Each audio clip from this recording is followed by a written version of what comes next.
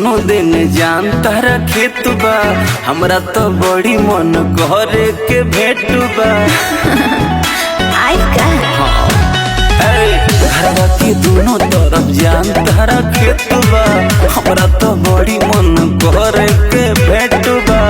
केवन जगह चली आई, कौन जगह खास बा? सुनो ना, बोला। अरे आगे वाला में तो घास बा, पीछे वाला साफ बा। अरे आगे वाला में तो घास बा, पीछे वाला साफ बा। का कहते हैं? अब कहीं के का बा?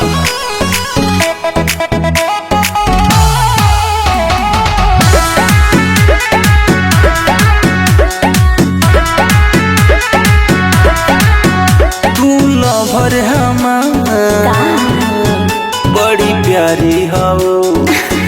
सुना तू के चाहिला हम, अच्छा तू दुलारी हो। ए साचो का? हाँ हो। जब मन करे तब सट बन के तुला सब पहले कहता तो किलीन पहले रहती आगवा सा। ओहो एही तुहरा बतिया को मानवा उदास बा।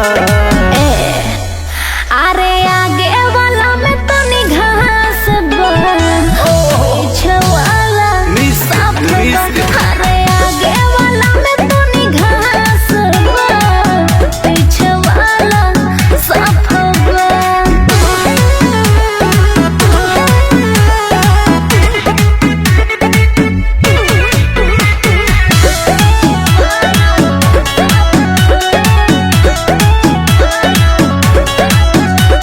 बहलावताड़ू नाजी फुसलावताड़ू, जीवन बावे जरूरत वो छुपावताड़ू।